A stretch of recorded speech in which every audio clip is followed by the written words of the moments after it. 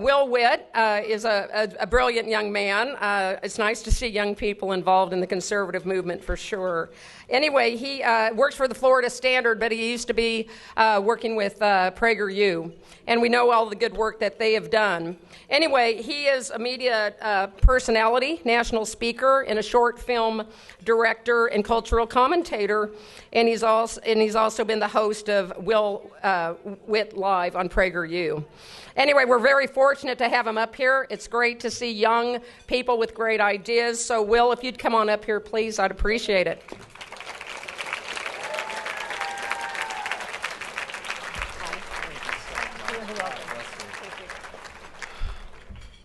Good evening. Said I was speaking to the Republican women of Idaho. I didn't expect so many young, gorgeous women at this event tonight. It's really wonderful to see. I want to thank everyone for having me here tonight, for coming and purchasing my book. I want to thank the beautiful state of Idaho, all of the women here, the women in red. Thank my beautiful fiance for being here with me. Thank you. It's actually funny, my fiance, she gets recognized by these people. She's more famous than me, actually. She's been on Tucker Carlson. They come up to her and say, "Oh, Ava, you're on Tucker. I love you, I love you." And she says, "Oh, yeah, that's me." And then they say, "Why are you here?" She says, "Oh, I'm with Will." And they say, "Who?" So, maybe you should have had her speak, maybe next year. But again, thank you so much for having me. Some of you guys I know, you might not be too familiar with myself, the Florida Standard, even PragerU. So I wanted to take a moment just to tell you about my story, where I came from. I'm actually from the great state of Colorado. And my entire life growing up, I was never conservative, I was never political, I was never Christian, and it all changed when I went to the University of Colorado Boulder, which we called the People's Republic of Boulder. It's a horrible, horrible place. A lot of people, they go to college and they had good values that their parents taught them. They taught them how to be conservative, and then they go to college and they shave their hair off and they become some horrible leftist. For me, it was the exact opposite, where I went to college and I saw how terrible these people were, and I said, something's not actually right here. I remember being in my sociology classes, which was absolutely useless class, and I was an English major, which was also a useless major. And they were talking about how bad capitalism is and white privilege and how terrible white people were. And there was this black girl in my class who's sitting next to me. And my teacher in the class, she looks at me and points at me and she says, "You are oppressing the black girl next to you because of the color of your skin." And we're both just looking at each other like this is really awkward for both of us. I didn't exactly know what to do. And after that point, I said, something's not right here. And so I started getting very involved in the conservative political movement. I started watching all these videos and reading and going out and talking to kids on campus. My first year of college, I flunked out because I think I had a little bit too much fun in college. My second year, I flunked out because I was too political. And I would go on my campus and I would set up a table just by myself and I would debate kids on campus about politics. And my professors would walk by and say, "You missed class." And I said, "Yeah, well, I was talking to some leftist about abortion, so that's why I'm out here doing this now." And so then I heard about the organization PragerU, which, if you guys know, is a digital media company that puts out short videos on basically any topic that's out there, political, cultural, religious, scientific, anything. And I found out about their videos. I decided to make a video for them on my campus where I interviewed women and asked them what they thought about the wage gap. I taught myself how to edit the video, shoot the video. I sent it to PragerU. They loved the video. They ended up giving me a job. So after 2 years of college, I dropped out of school, moved to Los Angeles to do what I do now. Thank you. And it's funny, I worked for PragerU for the last 5 years. I was in Los Angeles for 5 years, and I was loving everything I was doing. But there comes a breaking point. I think for everyone there's a breaking point. I talked to a lot of people while I was selling my book, and you said, "Hey, I'm from California as well," and I just couldn't take it anymore. I had to move to Idaho. Excuse me, that's how it was for me. I had to move to the state of Florida to get away from everything that was happening in California, because California is a failed state. I mean, seriously. When you look at the differences between California and Florida, or California and Idaho, it is so stark and so different that you would think that they're in two different countries with the things that are happening there. When you have a Gavin Newsom with his slicked hair and the griminess of everything that he does versus Ron DeSantis and the amazing things that he's doing in that state, it's night and day. It's night and day. In California, 1 in 5 people live below the poverty line. Whereas in Florida had the #1 job prospects in the nation because of the conservative leadership that they have in that state. 40% of people in California live in energy poverty. Well, in Florida, people are able to go out and live out their dreams and start a family and buy a house and not be so worried about the government. I remember living in Los Angeles, and I would go on Twitter and I'd see a new tweet or something, and it'd say, oh yeah, COVID cases rising in LA. And I'd say, oh no, they're going to mask us up again. They're going to lock us down again. And now that I'm in Florida, I'm like, I'm not worried about anything, you know? I never have to worry about being masked up or locked down or forced vaccination, whatever it is. I'm never worried about anything like that. Because freedom wins, and that's what's happening in the state of Florida, and that's what's happening here in Idaho as well. And so the organization that I started in the state of Florida is called the Florida Standard, which is a news organization. As a Californian, or maybe someone from Chicago or New York or some other leftist city, if you were to move to Florida and you were to look at the media landscape, you would think, wow, Florida must be a heavily Democrat state. When you look at it, you got the Miami Herald, the Orlando Sentinel, all these left-wing publications, yet none of them actually represent fairly what's happening in that state. Florida now has 250,000 more registered Republicans than Democrats. That's a 500,000 registration flip in 3 years. In 3 years, 500,000 flip. That is unheard of. And the state of Florida, with the last election, you guys remember, or some of you guys might know, Andrew Gillum, who was running against Ron DeSantis in the governor's race in 2018, who ended up, found him in a hotel with crack and gay prostitutes. That guy almost won by, I think it was about 3,000 votes was the difference between him and Ron DeSantis. And now we have 250,000 more registered Republicans since then. Florida is going to be a red state. There is no more purple about it. It is going to be a red state. And so what I did with the Florida Standard is go and start a media news organization that represented the state of Florida and the people of that state fairly, and said, here's what is actually going on, because the media can't be trusted. The media is also a failed state. It's the same as California. Journalists are vultures, they are leeches, and the only thing that they look to do is to destroy people and destroy things that are good because they're owned by the same agenda that Gavin Newsom is. That big tech and Silicon Valley and the BlackRock and all of the people who are controlled by the World Economic Forum types are controlled by. It is another failed state. I want to talk to you guys a little bit about some of the other events that I've done so you get an understanding of the left and how they work in this country.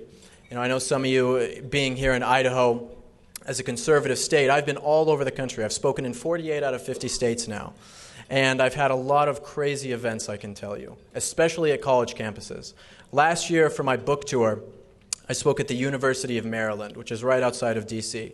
And if you guys know anything about D.C., it's basically just L.A. for ugly people. And that's a good one, huh? And I went to this university, UMD, to go and give a speech for my book tour.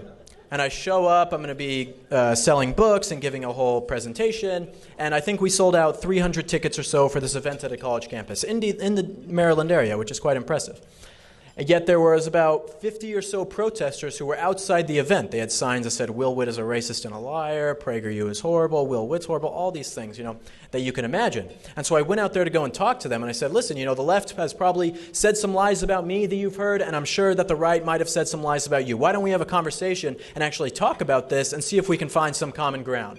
And what did they do? They screamed at me. They said horrible things about me, vulgar, terrible, disgusting things. I said to them, we sold out the event. We had 250 seats. We sold 300 tickets. I said, listen, I'm going to take the seats in the back. I'm going to leave them open. You can come to the event and sit here and ask me questions, and I'm leaving it open for you, even though we sold out of tickets. Not one of them showed up to come and ask me questions at the event. Is that surprising to any of you guys? None of them came to ask me a question. I did another event at the University of Northern Colorado, which, again, I'm from Colorado. Going home, I expected a warm welcome. Wasn't too warm. I go and speak, and the administration at the school says, hey, Will, you know, thanks for coming to speak, but while you speak, you have to wear a mask. I say, the hell I'm wearing a mask going around. So I get up there, I have my bandana on, I go up there, and I'm about to speak, and I take my bandana off, and I say, I'm not going to cater to your ludicrous delusions. This is nonsense. And I take my mask off. Obviously, I'm not going to speak in that. Thank you. And so I go and I say this, and then what happens? About 50 Black Lives Matter protesters, thugs, animals, come into the room, and they start flipping tables. They're yelling at me. They're taking their masks off to tell me to put mine on. It's the science, you know. Dr. Fauci, he knows it, you know. And they tell me to put my mask on. there's children at the event, and they're threatening these children who came. There's obviously college students, but people bring their families and they bring kids to come and hear me speak. And they're threatening these people with violence if they don't leave because of how dangerous I am, because of how dangerous my ideas are. It reminds me of a video I did where a kid called the cops on me for being on campus because of my dangerous ideas. It's ridiculous. But I do this event, and finally, these guys are flipping tables, and the cops come. And I say, oh, thank God, the cops are coming here to finally put an end to this. This is ridiculous. The cops come, and they come up to me, and they say, Will, you have to leave. I say, what do you mean I have to leave? They say, you're making people unsafe by not wearing a mask. And so I have to leave this school campus. And so what I do, I gather as many of the people who are remaining, about 150 staunch conservatives who stayed at the event. I gather them. I take them outside in the freezing cold in Colorado in the middle of the winter, and I give the speech out on the street because I'm not going to be silenced by the left or anyone who tells me that I can't speak.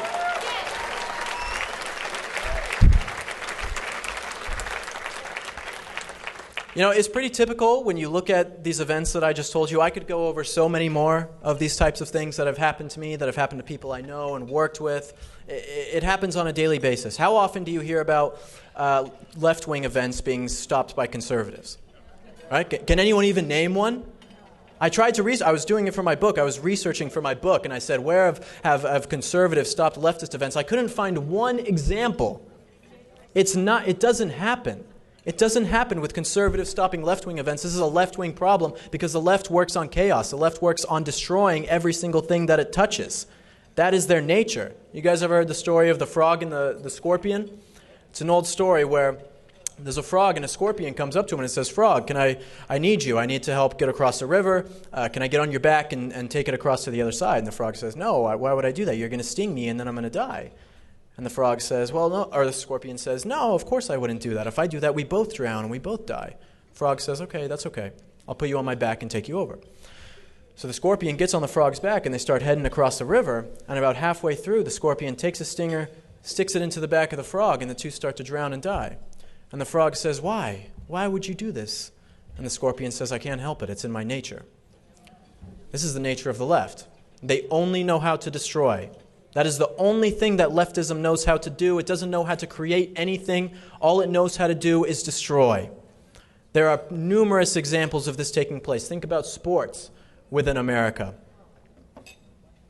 People used to go home and you would go to a sports game, and it doesn't matter if you're black or Republican or gay or white, whatever, it didn't matter. As long as you guys had the same jersey on when you were going to a sports game, you guys were best friends in that stadium, enjoying it together. Now, if that person finds out that you voted for Trump or are a Republican, the person next to you, they hate you automatically. The NFL said they want to donate $250 million to combat racism. That means nothing. That means putting hashtag BLM in the end zone and thinking that they're combating racism. But all you're doing is exacerbating racism because you are pitting black people against white people in every sense of the word. That is what racism looks like. Or in the NBA playoffs, they have the gay pride flags on every single court. You can't just go watch sports anymore. If you don't watch sports as a leftist, you're doing something wrong. You are an evil person if you don't agree with the agenda of the NBA, the NFL, the NHL. We just put out a story with the Florida Standard. Basically, every single major sports team in Florida has donated to organizations such as GLAAD, which is a transgender organization that pushes castrations on children and the double vasectomies on children, all of these different things, gender mutilation, and all of these major sports teams in the state of Florida have donated to this organization and support it. That's just a little bit of what you're working with. Boycott sports should be the next thing. In the entertainment world, it used to be something that you could go and watch late night TV, and that would be something that you would relax in. There wasn't the politics. It was funny. Now SNL has their new binary person who they're hiring for their next season for God knows why. Stephen Colbert is bringing people on dancing as vaccines on his show for some reason. You can't watch these things and enjoy them anymore. The Boy Scouts of America, completely destroyed by the left. For me, growing up, I grew up without my dad. My dad was in prison for most of my life while I was growing up. And the Boy Scouts of America with my grandpa was my major source of finding leadership, finding masculinity, learning how to be a leader. And the Boy Scouts was an amazing thing for me. I wouldn't be here today if it wasn't for the Boy Scouts. I'm an Eagle Scout now, and the Boy Scouts was changed my life. Thank you. Thank you. And now what is the Boy Scouts? Now it's just Scouts. Now girls can join the Boy Scouts, so it means absolutely nothing to be a Boy Scout. They've also instituted essentially a Black Lives Matter woke merit badge. It is a disgrace what has happened to the Boy Scouts. The last point of the Scout law is to be reverent. Yet everything that the Boy Scouts has done recently is completely the antithesis to the Scout law and what you are supposed to do. You are denying God's word in everything that you do, Boy Scouts. Scouts, you have abandoned what you are about. You have abandoned the purpose that you have for boys, and you have abandoned America. That is what the Boy Scouts have done. And this has happened throughout all sorts of organizations, all sorts of institutions, all sorts of cultural precedences that we had in America and the West for some of them hundreds of years. Some of them hundreds of years that have stood, that have now been toppled over by leftism because no one has stood up to actually do anything about it. You know, I've come to a point where I've been wrestling with this the last couple days and thinking about it so much. You know, in November this year, Republicans are going to rock the primaries. There is absolutely no doubt about it, right? There's no doubt about it. You look at Joe Biden, and he comes out and he says the pandemic is over. That's great news, right? Not that there was really that much of a pandemic to begin with, especially here in the state of Idaho, but, you know, at least the pandemic's over according to Joe Biden. You have all these people waking up to the gender ideology and the stuff happening in schools. It seems like there's some stuff that's actually going on that's okay, right? Some things are starting to get better for us in this country. But when I look at it and what's happening, and I see young people in this country, for some reason I get this pit in my stomach and I say things for young people and young conservatives have really never been worse in America than I think it is now. Inflation is rising at an alarming rate. The price of housing is going up. The price of medical care is going up. The price of school is going up. And those numbers are going up way past inflation, right? At the same age that millennials are now, baby boomers at the same time owned 21% of the nation's wealth. Millennials own how much? 3% of the nation's wealth now. We are in a crisis. We are in a crisis in this country, and the number one reason why? Godlessness. It is godlessness that is sweeping the nation. I can't stress this fact enough. We are in a crisis of meaning in this country, especially with young people. Young people today, they work 9-to-5 jobs answering emails in some urban leftist city. They go to the same bars, the same restaurants, they eat horrible food, they watch the latest Netflix show, and then they die. I mean, this is what these people are living for. There is no meaning in a young person's life in America today. You know, it's why you have all the young women going on OnlyFans and making careers there and all the young men becoming Uber drivers. Because what else are they supposed to do? What else are they supposed to do? When you have a corporate monopoly in this country that comes and takes over the industry here and makes it incredibly difficult for small businesses to start in this country, then the only choice for young people here is to either be a crazy, way out of the way entrepreneur and make something of themselves that is totally risky and brave, or they work for some massive corporation and be just like everyone else. There is no more bravery in this country, especially in the younger generation. There are not young people who are standing up for the values that they believe in because they don't even know what values they are supposed to believe in. And that's the saddest part. And that's why it is imperative that people are going out, all of us tonight, and talking to the people who we know and telling them the truth about the situation. Because I guarantee you things are about to get real bad. I don't know if you guys are following too much of what's happening just even in Europe with energy prices that are taking place there. People's energy bills in places like the UK, the Netherlands, all over Europe are going from maybe 200 euros a month up to 1,000 euros a month. And these are manufactured crises that are taking place because these governments want to dominate their people. And this is coming to America soon. And the young people of this country are not ready for it. I think it's less than half of the American people have more than $500 in their bank account for savings, for medical expenses, anything like that. The young people in this country are not prepared for what is going to happen. I'm not sure how many of you have read Brave New World. It's one of my favorite novels. And I talk to a lot of conservative people, and they say, you know, we're in a 1984 scenario. You know, it's going to be like this almost communist dictatorship, and this is the way that America's going. But I personally don't buy it. I see us going much more into a Brave New World scenario, where the people who are in this country are content with being a slave because the government and the elites have told them that this is the good thing for them. Right? It is not tyranny through force. It is tyranny through positive reinforcement. is the psychiatrist B.F. Skinner in the 1960s. He did experiments on rats, and he did negative reinforcement to try and get behaviors out of these rats. And they would, after a little bit, they would not do the behavior, but then they would go back to it. But when you did positive reinforcement, the rats would continually come back and come back and come back and do the behavior that they wanted. And that is how we are being conditioned in this country. Do positive reinforcement. Positive reinforcement of evil ideas. Because now in America, you can be a Black Lives Matter activist and you can make billions of dollars, literally billions of dollars that they have received in donations, go and buy mansions in LA, and your evil behavior is rewarded.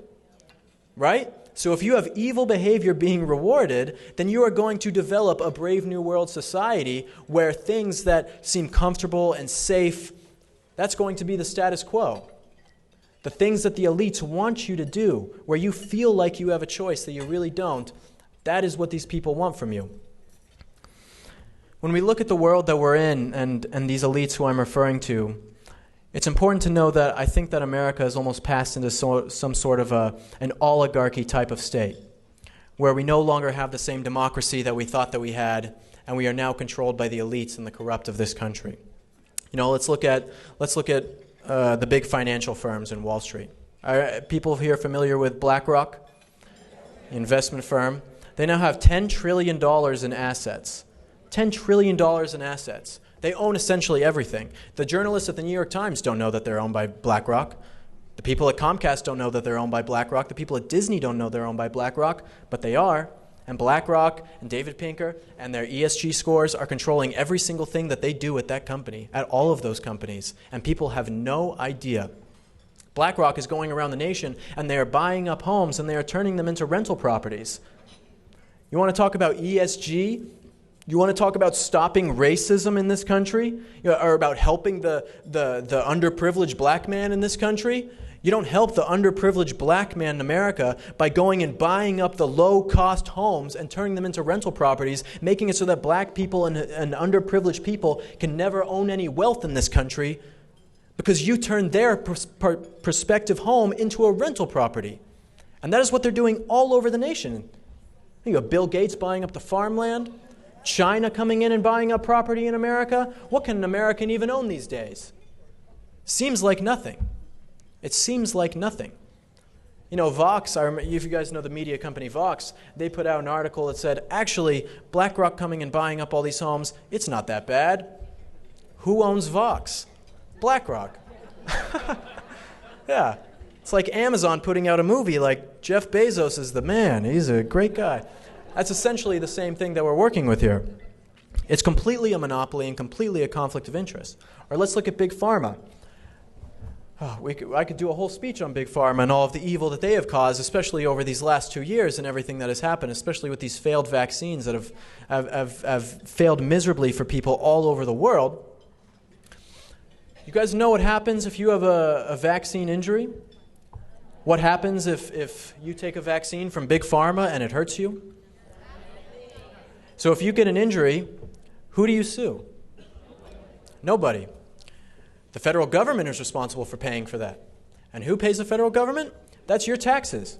So if you take a vaccine and you have a faulty vaccine and it hurts you, Pfizer isn't responsible for that. Moderna isn't responsible for that. Johnson & Johnson, they're not responsible for that. That is you who are responsible for that. American taxpayer, through the Vaccine Injury Compensation Fund, which is a slow, disgusting bureaucratic process that has paid out $4 billion in damages and continuing to climb now, especially with these new vaccines. $4 billion. How can you say that is fair? If you go on an airplane and one of the wings falls off while you're in the air, you can sue the airline, if you survive. You can sue the airline for damages for what they did. If you go to McDonald's and you get some horrible burger that poisons you, you can sue McDonald's. But no, not with Big Pharma, not with the vaccines. You can't sue anyone for that. It is the American taxpayer. Because these big pharma companies have lobbied the government to have total dominion and control over your life and to not give you a choice in how you feel about it. It's an incredibly sad situation with our oligarchy with Big Pharma. Don't even get started on the opiate epidemic and all of the other things that they control prices on, insulin, everything else that Big Pharma does. Let's look at Big Tech.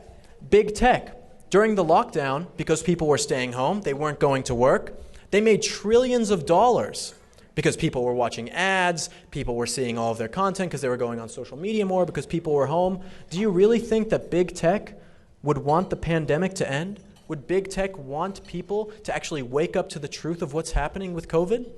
Of course not. They're making trillions of dollars, literally trillions of dollars big tech made over the pandemic. There is no way that they are going to put out the truth. Big tech just deleted all of our posts from the Florida Standard about the new Harvard study that came out about the vaccines, saying that if you're under the age of 25, you're much more likely to be hurt by the vaccine than you are from COVID. And what happened? Instagram, Facebook deleted our post and said it was false information. It was backed up by a Harvard study and a Johns Hopkins study, yet it's false information according to these people, and they deleted it and put a strike on our account now. So now we're getting shadow banned as well. That makes a whole lot of sense. The sad part about this is that you lose your American culture. We have lost what makes America America. America is a country that was founded on bravery, that was founded on pick yourself up by your bootstraps, that was founded on anyone can come here and anyone can make it in this country because you have every opportunity. And now, what is the American culture? Now, you used to have a Coeur d'Alene newspaper that you would go and read, and you would get community values, it would have obituaries, it would have all the culture that you would get from a certain community. And now, what happens? You wake up and you go on Apple News, you go on CNN, you go on New York Times. There is no more cultural communal values that you are getting from local newspapers and things. Your culture is now manufactured by some blue-haired UC Berkeley grad living in Los Angeles or New York who is writing these articles and writing these ads on these websites that you are frequenting. I don't know if you guys remember this ad. There was an ad where it's this black guy. He's on the bus, and he texts his dad. And he says, "Dad, I love you." And the dad doesn't text back, right? Very sad situation. The black man, he goes home, and he starts putting on all this makeup. He starts putting on women's clothes. And then eventually he goes to this party with all these other men who are dressed up like women, a monkeypox party. And the ad ends, and that's it. What do you think that this was an ad for? Ritz crackers. Ritz crackers. How does Ritz crackers have anything to do with drag queens and silent dads? It makes no sense to me. But your culture is being manufactured by these advertising companies in these big leftist cities, these marketing companies who think that they know better than you and want to influence you with their values. A company like Toyota used to make an ad that was specific to the Midwest that would be for a truck that would tailor to an audience that they would want to sell to. Now all their ads are just leftist nonsense. All of these companies, they are all exactly the same and part of the same beast and owned by the same people. And when we see this, there's really only one answer. And I loved what the politician up here said before about, crushing our enemies in the polls and everything that goes on. Because I see so much that I can no longer find common ground with any of these people on. And you don't find common ground with communists, right? No. Communism killed 100 million people in the last century. How can you find common ground with someone who says that that is a good idea? Those ideas only lead to death, and more than death. Think about the families and the people who are affected out of those 100 million people. It's unquantifiable what happened. How can you find common ground with someone who wants to mutilate children's bodies? You don't find common ground with someone like that. How do you find common ground with the people who believe in post-birth abortion? You don't find common ground with these people. If the devil came and he walked into this room right now, he opened the door and he came into this room, would you let him sit with you? Would you let him come down, give him a drink? No, you would expel him from this hall. You would tell him to get lost. Yet when we hear the left and their fancy ideas and the way they say them, most Republicans and conservatives say, okay, yeah, we'll find some common ground with you. Maybe abortion's only up until 9 months, but not after. That's too much. That's the Republican ideology right there. I'm sick of it. I'm sick of finding common ground with these evil people.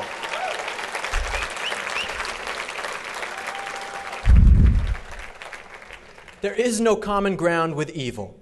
There is common ground with people who are confused, common ground with people who want to have good discussions, but there is no common ground with evil because that means that you are sacrificing the truth. You cannot sacrifice the truth. Ava and I were at the airport this morning, And we were walking to our gate, and we both wore our MAGA hats, very fashionable. And this lady, she comes up to us and she says, "Oh, I love your hats. Those are the best hats. But I'm too scared to wear mine." And, I love that this woman came up to me and said, "I love your hats," but it's sad to say, I hate to say this, but I lose respect for this woman. I lose a lot of respect for this woman who comes up to me, tells me she loves what I'm doing, yet won't do it herself. That's like if Albert Einstein was this incredible genius and he just sat in his room all day and never did anything with the genius that he had. If you have ideas, if you have values, if you have morals, if you see evil happening and you do nothing, you are just as bad as the people who are doing it.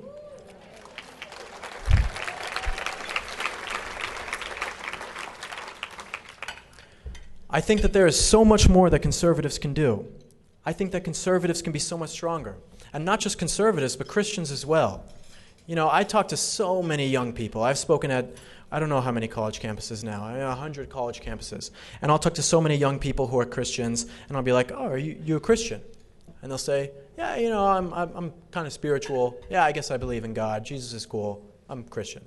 Or they talk to their friends, and a friend asks them if they're Christian. They say, "Oh, I don't know. They really are Christian, but they won't tell their friends that they're Christian.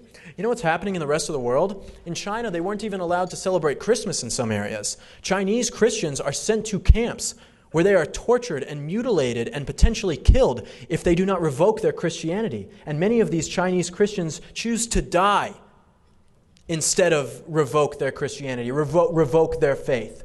In Indonesia, pastors are beheaded for their Christianity.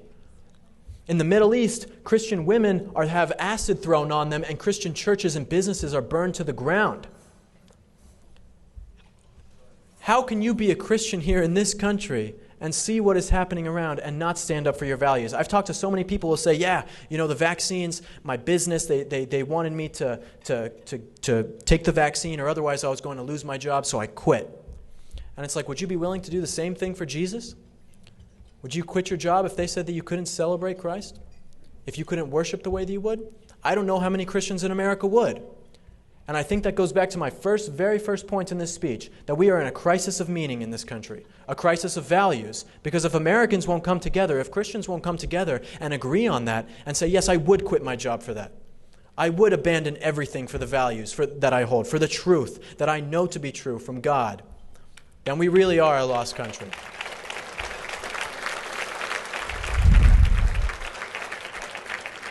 And so much of this you will face alone. You will face so much of this alone. Even around conservative circles, even around Christian circles, you will still be alone if you are someone who is really standing for truth. I think about Abraham Lincoln. Many people haven't heard this story, but Abraham Lincoln, the Union had more resources, they had more men, they had more money at the beginning of the war, and Abraham Lincoln said, "I'm not making this war about slavery. I'm not doing it. I don't want to do it." And even though Abraham Lincoln had all these other resources, he was losing the war. He was losing the war, and he couldn't figure out why. And then, tragically, his son dies. His little son, Willie, he dies of tuberculosis, right? And Abraham Lincoln is distraught. His wife is distraught. He doesn't know what to do. He's losing this horrible war. He's trying to be the president at the same time. His son just died. And he's got this nurse who comes in from the Union. And this nurse starts tending to his wife. And this nurse, despite losing her husband and two of her sons in the war, is jovial and happy and uplifted. And Lincoln, he goes up to this nurse and he says, how can you still be so happy with everything that has happened to you, with everything that continues to happen? And she says, "Well, Mr. President, I met God." And Lincoln basically says to her, "Well, can you introduce me?" And he gets introduced to God through this nurse. He does Bible study with her. And he eventually comes to the realization that slavery is not what America should have anymore. And in his next inaugural address as president, he comes and says that slavery is a punishment from God, or that the war that is taking place, the civil war that is taking place, is a punishment from God for slavery that is happening in the United States. Everyone in his cabinet told him no, that he shouldn't make this war about slavery. Many of the white people in the North were still very racist at the time and didn't want anything to do with slavery. His own wife told him not to make this about slavery, but he did.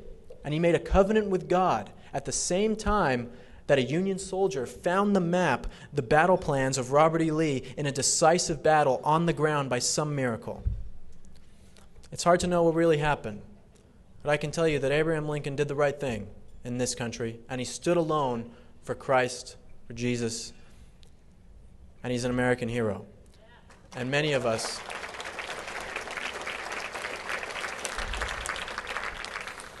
And that's what it takes. It takes standing alone. You know, I think in a lot of ways, the Republican Party isn't going to be the one to save you. God is the one who is going, and Jesus has already saved you, right? I mean, the Republican Party, in 2016, we had the House, the Senate, and the presidency, and we couldn't even get Planned Parenthood defunded. You know, not even thinking about getting abortion outlawed, we couldn't even get Planned Parenthood defunded. Many Republicans take money from Google. Many of these Republicans will come and say, oh, I support the First Amendment. The First Amendment, I'm all about the First Amendment, standing up for your right for free speech. Yet you take money from Google. PragerU, the organization I used to work for, was suing Google for restricting their videos, restricting their freedom of speech. Yet Google is giving money to Republicans? And you say that you're on my side, Republicans? You're not on my side. If you're taking money from these evil organizations, the Republican Party is not going to save you. Sorry to say it, but it's just the truth. God will save you. That is the only way. And I know that, you know, I don't know how long I've been speaking for. I think I've probably gone over my time. I'm sorry. But I'll say this. You know, I really don't care if you are a Republican, if you are a Democrat. What I care about most is if you love good and you hate evil. Right? If you love good things and you hate evil things, you're going to be on my side. Maybe you're a little confused. Maybe you're a Democrat. I don't know. You know? I don't know. You can be on my side and we can figure things out. But if you love evil things and you promote them and you hate what is good and you work against it, you are my enemy and I am here to vanquish you. That is what we are doing. No more finding common ground with you. You're done. You know, I know a lot of this can feel like there's no hope, and you know, you might feel like you're hurting people's feelings with the things that you say and the things that you do.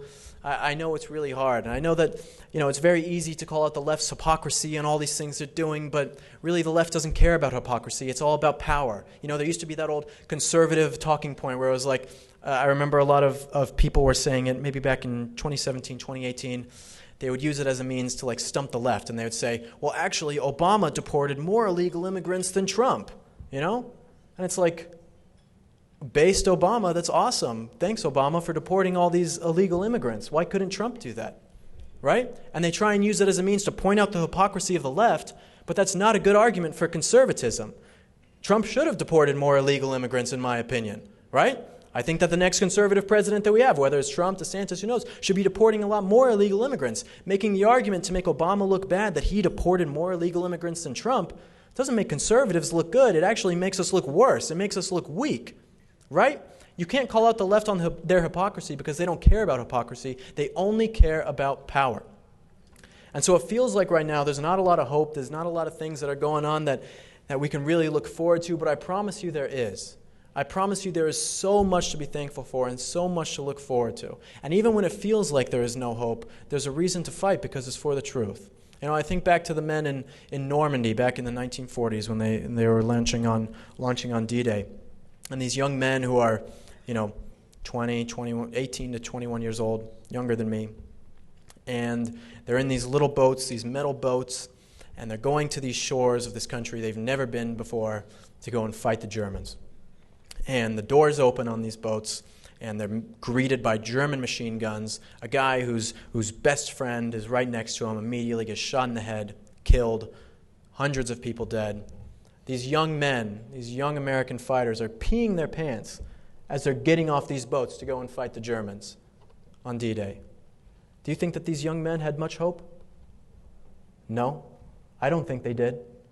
But they went on that beach, and they took that beach, regardless of not having any hope. If those young men can die for my right to live, then I can live fighting for everything that they died for. Right? Yeah.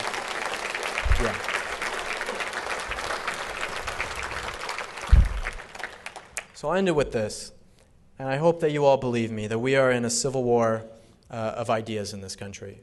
I'm thankful that it is not violent at this point, but we are definitely in a civil war of ideas, and if you don't believe me, just the mainstream media will remind you every day. There was a young man who was a Republican who just got ran over by someone who said, I ran him over because he was a Republican. So an 18-year-old kid who got ran over and killed because he was a Republican. We are in a civil war of ideas. And I hope that that scares you a little bit. And I hope that it puts a fire under you and says, I know what I have to do. I know what I have to do for the next generation of Americans, because if you love this country and what this country was founded on, then you will want to preserve what this country used to represent. God is in control. Never sacrifice your values for anything or anyone, and we can bring this country back. Thank you. God bless you guys. Thank you so much.